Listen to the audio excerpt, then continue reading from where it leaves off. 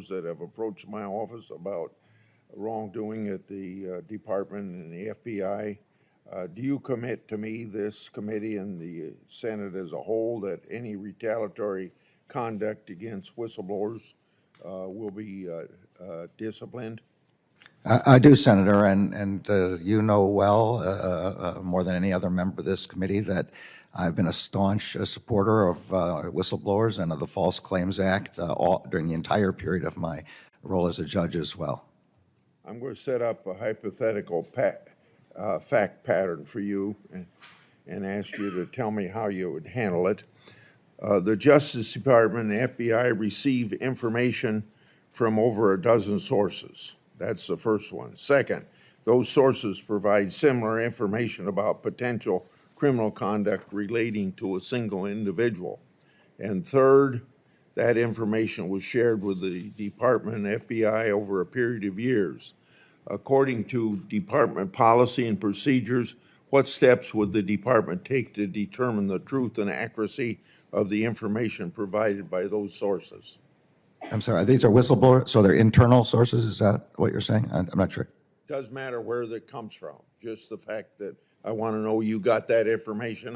How would you go about handling it? Yeah, so reports of wrongdoing are normally reported to whatever the appropriate department component is. It might be U.S. Attorney's offices in the district in which it allegedly took place. It might be directly to FBI components and to FBI task forces.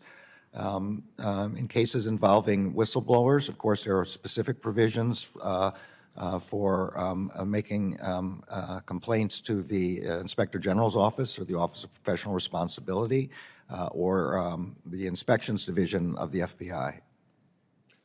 Recent lawfully protected whistleblower disclosures to my office indicate that the Justice Department and the FBI had at one time over a dozen sources that provided potentially criminal information relating to Hunter Biden.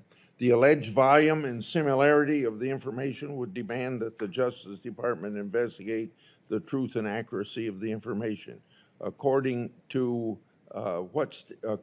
what steps has the Justice Department taken to determine the truth and accuracy of information provided?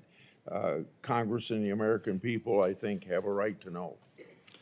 So as the committee well knows from my confirmation hearing, I promised to leave the matter of Hunter Biden in the hands of the U.S. Attorney for the District of Delaware, who was appointed in the previous administration. So any information like that should have gone, or should have gone to that U.S. Attorney's offices and the FBI squad that's working with him. I have pledged not to interfere with that investigation, and I have carried through on my pledge. In April 2022, you testified to Senator Hagerty that the Hunter Biden investigation was insulated from political interference because it was assigned to, as you just now told me, to the Delaware Attorney's Office. However, that could be misleading because without special counsel authority, he could need permission of another U.S. attorney in certain circumstances to bring charges outside the District of Delaware. I'd like clarification from you with respect to these concerns. The U.S. Attorney in Delaware has been advised that he has full authority to make those kind of referrals that you're talking about, or to bring cases in other jurisdictions if he feels it's necessary. And I will assure that if he does, he will be able to do that. Does the Delaware U.S. Attorney lack independent charging authority over certain criminal allegations against the president's son outside of the District of Delaware?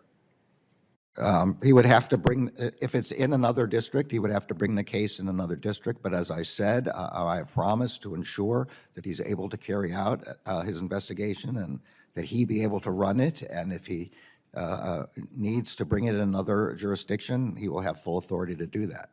If you provided the Delaware U.S. Attorney with special counsel authority, isn't it true that he wouldn't need permission of another U.S. Attorney to bring charges? It's a kind of a complicated question. If under the regulations, that kind of act, he would have to bring to me to the Attorney General under the regulations. Those kind of charging decisions would have to be brought. I would then have to authorize it and permit it to be brought in another jurisdiction. And that is exactly what I promised to do here already. That if he needs to bring a case in another jurisdiction, he will have my full authority to do that. Has the Delaware U.S. Attorney sought permission from permission of another U.S. Attorney's office, such as in the District of Columbia or in California, to bring charges?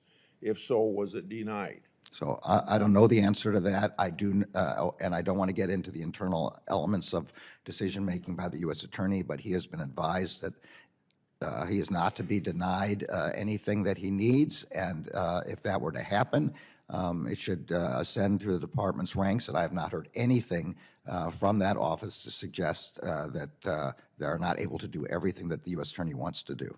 Well, let me give you my view. If Weiss, the U.S. Attorney there in Delaware, must seek permission from a Biden-appointed U.S. Attorney to bring charges, then the Hunter Biden criminal investigation isn't insulated from political interference, as you've publicly proclaimed. If the Justice Department received information that foreign persons had evidence of improper or unlawful financial payment paid to elected officials or other politically exposed persons, and those payments may have influenced policy decisions, would that pose a national security concern and demand a full investigation?